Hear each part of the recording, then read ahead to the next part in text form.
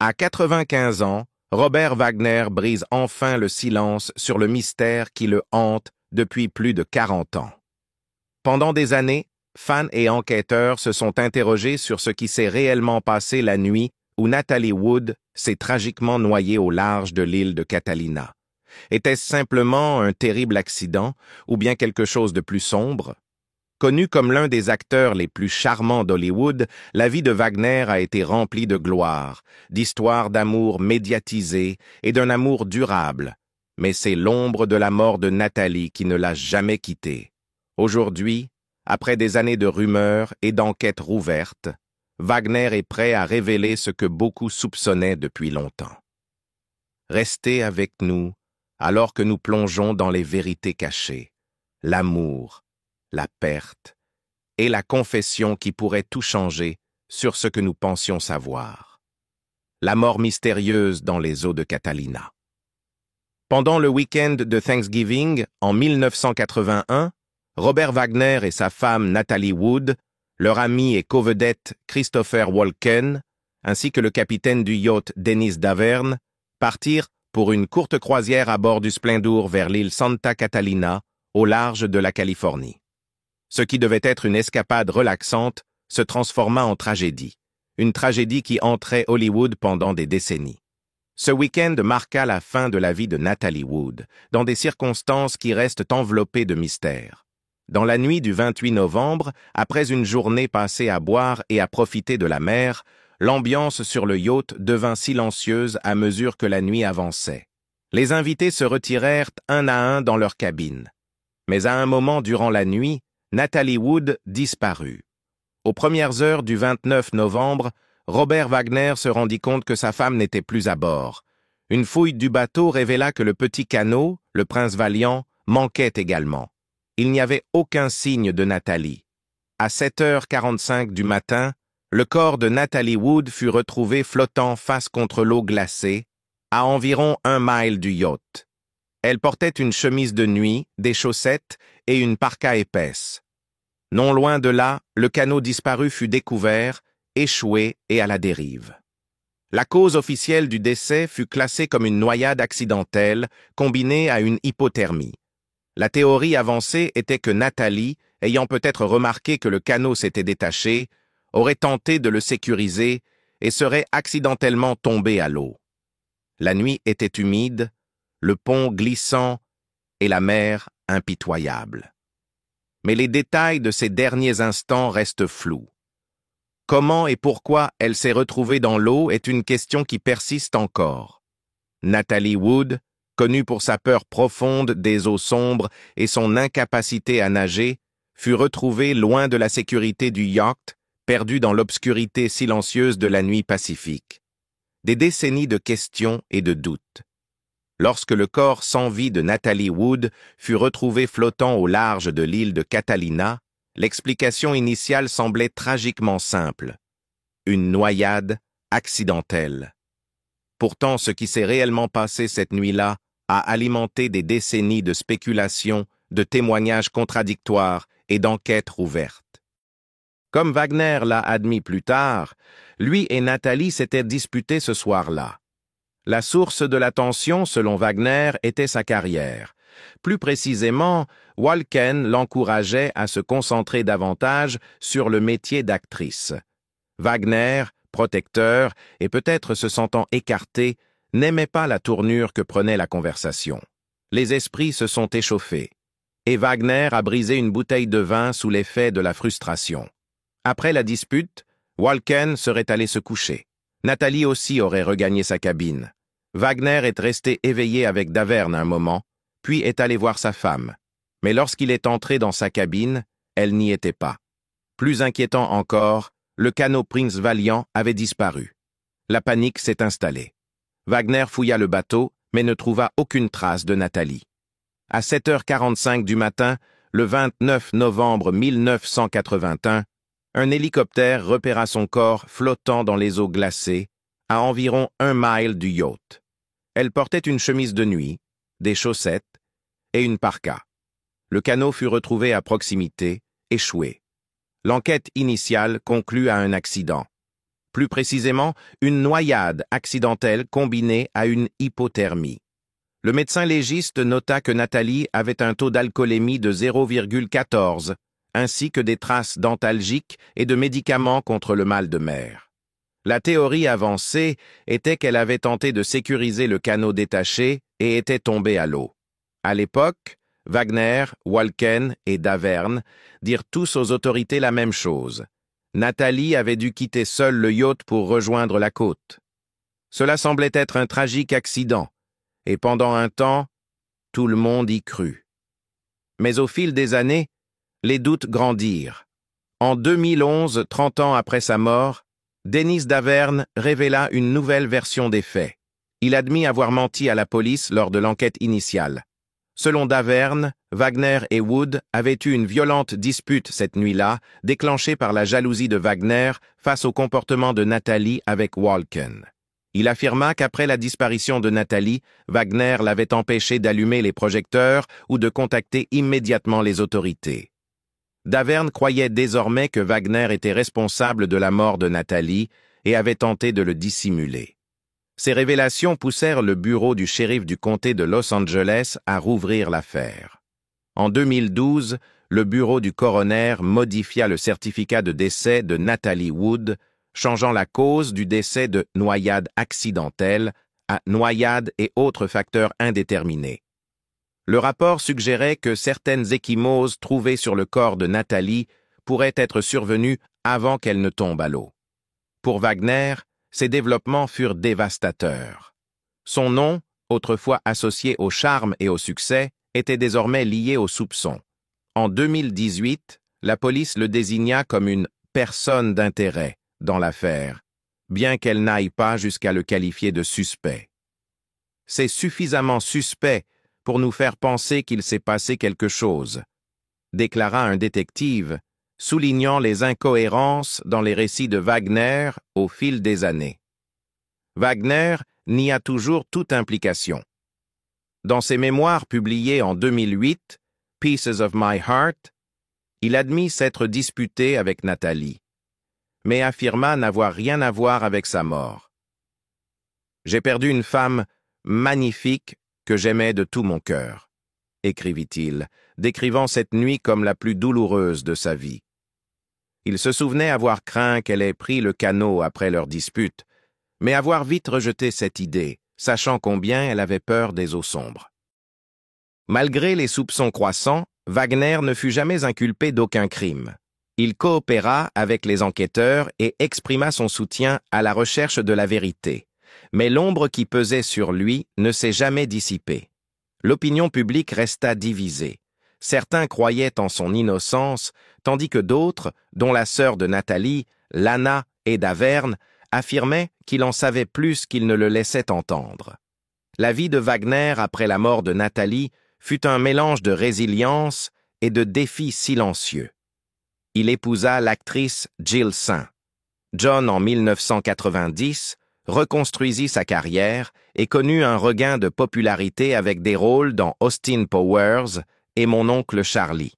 Pourtant, les questions sur cette nuit de 1981 le suivirent partout.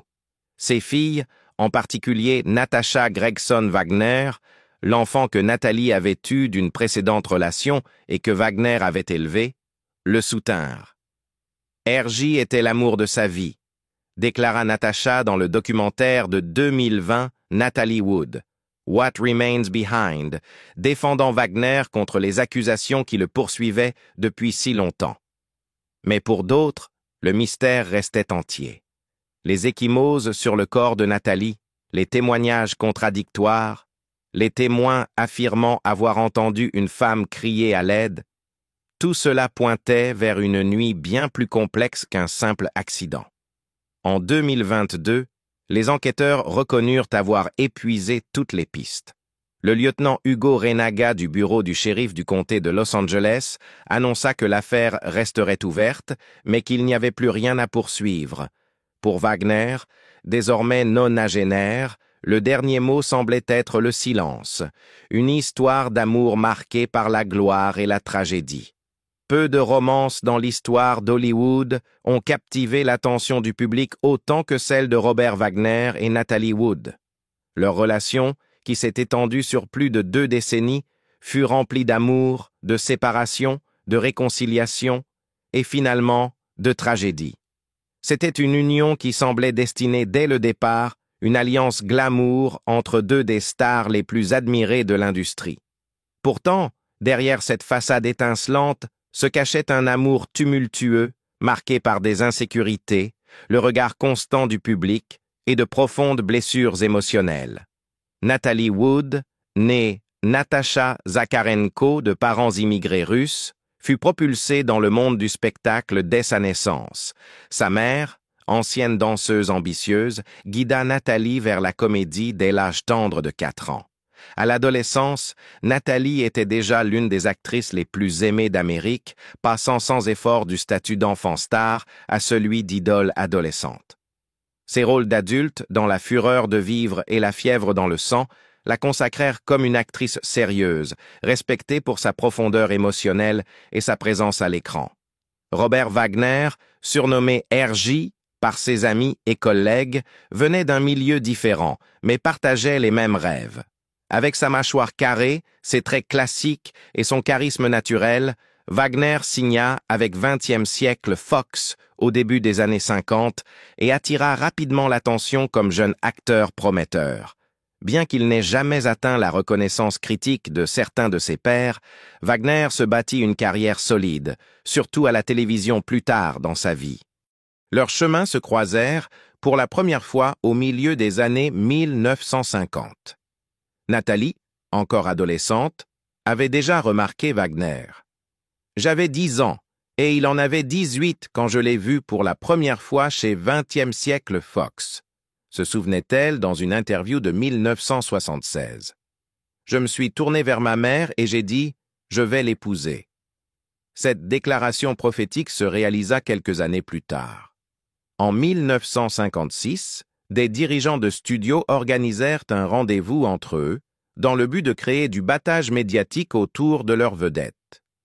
Mais ce qui commença comme une manœuvre calculée par Hollywood se transforma rapidement en affection sincère. Les deux devinrent bientôt inséparables, et en décembre 1957, ils se marièrent lors d'une cérémonie privée à Scottsdale, en Arizona. Leurs premières années de mariage furent pleines d'excitation, mais aussi d'un intense intérêt public. Ils étaient vus comme la royauté d'Hollywood, chaque geste scruté par les médias. Leur lune de miel dans les Keys de Floride reflétait leur amour partagé pour la mer, bien que la peur de Nathalie pour les eaux profondes fût bien connue de leurs proches. Malgré leur image romantique, les pressions de la célébrité et leur trajectoire de carrière divergente commencèrent à peser sur leur mariage. La carrière de Nathalie s'envola à la fin des années 1950 et au début des années 1960 avec des rôles majeurs dans West Side Story et Gypsy, tandis que Wagner peinait à s'imposer dans des rôles plus mûrs, alors que le système des studios qui l'avaient soutenu s'effondrait. Le public observait chacun de leurs mouvements, mais peu savait les luttes privées qu'ils affrontaient. Les frustrations professionnelles de Wagner, combinées à l'attention constante des médias, commencèrent à peser lourdement. Nathalie, sous pression à la fois dans sa carrière et dans sa vie personnelle, peinait à maintenir l'image parfaite. En 1961, après 4 ans de mariage, ils se séparèrent. Les rumeurs allaient de bon train. L'une avançait que Nathalie avait eu une liaison avec son partenaire de La fièvre dans le sang, Warren Beatty. Une autre, plus sensationnelle, affirmait qu'elle avait surpris Wagner dans un moment intime avec un autre homme. La sœur de Nathalie, Lana Wood, déclara plus tard que Nathalie avait surpris Wagner avec un autre homme, ce qui l'avait bouleversé. Quelle qu'en soit la véritable cause, le divorce fut prononcé en 1962. Nathalie resta silencieuse sur les détails, protégeant l'image de Wagner et choisissant de porter la responsabilité publique de leur rupture. Elle entra en thérapie, parfois jusqu'à 5 fois par semaine, cherchant à reconstruire sa vie. Après leur divorce, Nathalie et Wagner poursuivirent leur chemin, du moins temporairement. Wagner épousa l'actrice Marion Marshall en 1963 et eut une fille, Katie. Nathalie épousa le producteur britannique Richard Gregson en 1969 et donna naissance à sa fille Natasha en 1970. Mais les deux mariages prirent fin au début des années 1970. Et c'est durant cette période de bouleversement personnel que Nathalie et Wagner se retrouvèrent. En 1972, après s'être revus dans la maison de Wagner à Palm Springs, ils ravivèrent leur romance. « Des amis m'ont dit de ne pas y aller », avoua plus tard Nathalie, « mais je devais le faire. » Ils parlèrent honnêtement de leur mariage raté, de ce qui n'avait pas fonctionné et de ce qu'ils étaient devenus. Nathalie croyait que Wagner avait mûri, disant « Il était devenu un homme au lieu d'un garçon. » Ils se remarièrent en juillet 1972 à bord du yacht Ramblin' Rose, ancré au large de Paradise Cove à Malibu. Cette fois, leur relation semblait plus solide. Nathalie se retira en partie du cinéma, se consacrant à sa famille et à l'éducation de leurs enfants, Katie, Natasha et leur fille Courtney, née en 1974. La carrière de Wagner retrouva une nouvelle vie à la télévision, avec des succès comme It Takes a Thief et Pour l'amour du risque, diffusé de 1979 à 1984. Nathalie, bien que moins présente au cinéma, restait une figure aimée, alternant rôles occasionnels et vie de famille. Malgré l'apparente stabilité, leur second mariage ne fut pas exempt de tensions. D'anciennes insécurités refirent surface, surtout lorsque Nathalie manifesta un intérêt renouvelé pour sa carrière d'actrice. En 1981, elle commença à tourner dans le film de science-fiction Brainstorm aux côtés de Christopher Walken. Des rumeurs suggéraient que Wagner était mal à l'aise avec la relation étroite entre Nathalie et son charismatique partenaire. Ce mois de novembre-là, ils décidèrent de passer le week-end de Thanksgiving à bord du Splendor, accompagnés de Walken et du capitaine Dennis Davern. Ce qui devait être une escapade relaxante devint le décor d'un cauchemar. Amour, déchirement et dévotion éternelle. Le nom de Robert Wagner est souvent indissociable de celui de Natalie Wood. Pourtant, son histoire romantique s'étend bien au-delà de cette relation unique, traversant l'âge d'or d'Hollywood avec une série de liaisons très médiatisées, d'amitiés durables et d'un mariage qui perdure encore aujourd'hui. Avant Natalie Wood, Wagner s'était déjà fait une place, non seulement à l'écran, mais aussi dans le cœur de certaines des femmes les plus glamour d'Hollywood. Dans ses mémoires Piece of My Heart, Wagner dévoile sans détour ses relations amoureuses avec plusieurs actrices légendaires.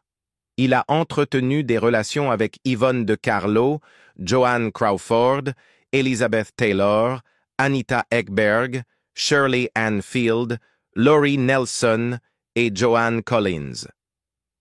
Chacune de ces romances reflétait l'énergie électrique du Hollywood des années 50, une époque où les jeunes stars se côtoyaient lors des soirées de studio portées par l'ambition et le charme.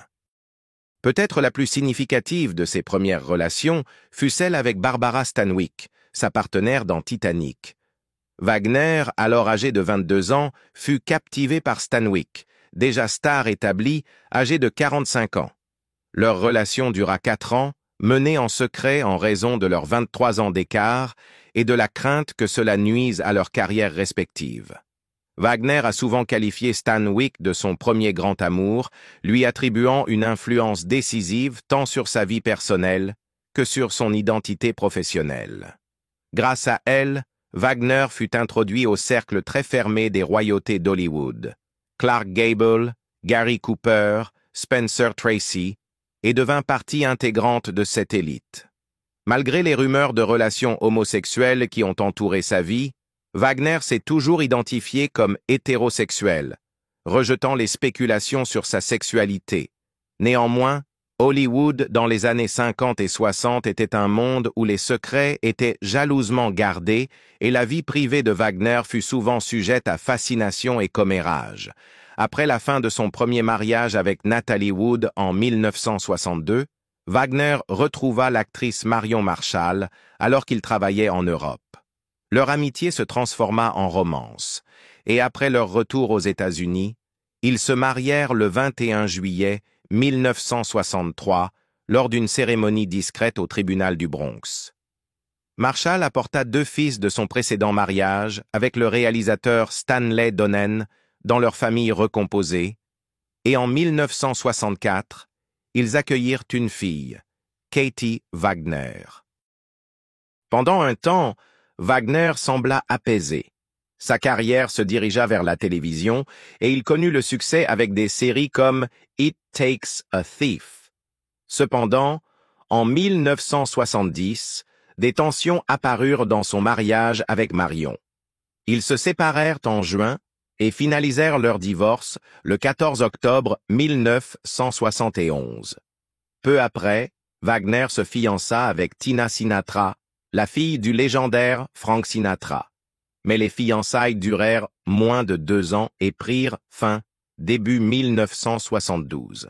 Après la fin de sa relation avec Tina Sinatra, Wagner se rapprocha à nouveau de Natalie Wood. Leurs retrouvailles furent inattendues mais puissantes. Quelques mois après s'être retrouvés, ils se remarièrent le 16 juillet 1972 à bord du yacht Ramblin' Rose au large de Malibu. Ils eurent une fille, Courtney, en 1974 et formèrent avec Natasha, la fille de Nathalie, et Katie, la fille de Wagner, une famille admirée par beaucoup. Tragiquement, cette histoire d'amour renouvelée s'acheva en 1981 avec la mort de Nathalie, un événement qui hantera Wagner toute sa vie. Dans le sillage de la mort de Nathalie, Wagner trouva du réconfort auprès d'un visage familier. Le jour de la Saint-Valentin 1982, il commença à fréquenter l'actrice Jill Saint, John, qu'il connaissait depuis la fin des années 1950. Leur amitié, née de leurs expériences communes de jeunes acteurs au studio Fox, se transforma peu à peu en amour. Tous deux avaient connu la perte. Jill avait perdu son ancien mari, Lance Reventlow, dans un accident d'avion en 1972, et ils trouvèrent du réconfort dans leur compréhension mutuelle. Pendant 8 ans, Wagner et Saint. John bâtirent une relation stable, loin des projecteurs d'Hollywood. Ils se marièrent le 26 mai 1990 lors d'une cérémonie privée à leur domicile de Pacific Palisades. Ce fut le 4e mariage pour chacun, mais aussi le plus long et le plus solide. Ensemble, ils apparurent dans plusieurs films, dont 6 productions à petit budget entre 1967 et 2014, ainsi que dans le premier épisode de Pour l'amour du risque et sur scène dans Love Letters en 1996. St. John devint une figure centrale dans la vie de Wagner, aidant à élever ses filles et le soutenant face à l'attention médiatique persistante entourant la mort de Nathalie. Malgré la réouverture de l'enquête sur la noyade de Nathalie en 2011, St. John resta aux côtés de Wagner, constante dans une vie souvent marquée par le tumulte. Aujourd'hui nonagénaire, Robert Wagner vit paisiblement à Aspen, Colorado, avec Jill St. John. Il embrasse pleinement son rôle de père et de grand-père, chérissant sa famille par-dessus tout. Sa fille Katie fit de lui un grand-père en 2006. Avec la naissance de Riley John Wagner Lewis. En repensant à sa vie dans ses mémoires, Wagner reconnaît les nombreuses femmes qui ont façonné son parcours.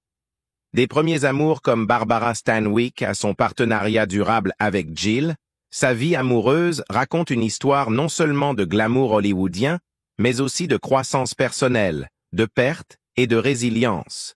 Et même aujourd'hui, à 95 ans, Robert Wagner reste au centre de l'un des plus grands mystères d'Hollywood, la mort tragique et toujours non résolue de Natalie Wood. Les décennies ont passé, mais les questions persistent. Était-ce vraiment un accident, ou y a-t-il une vérité encore dissimulée sous la surface? Qu'en pensez-vous? La mort de Nathalie était-elle simplement un tragique accident, ou la vérité reste-t-elle enfouie? Partagez vos pensées dans les commentaires ci-dessous, et si vous voulez découvrir plus d'histoires méconnues de l'âge d'or d'Hollywood, n'oubliez pas de liker, de vous abonner et d'activer la cloche. Merci de votre attention, et restez curieux.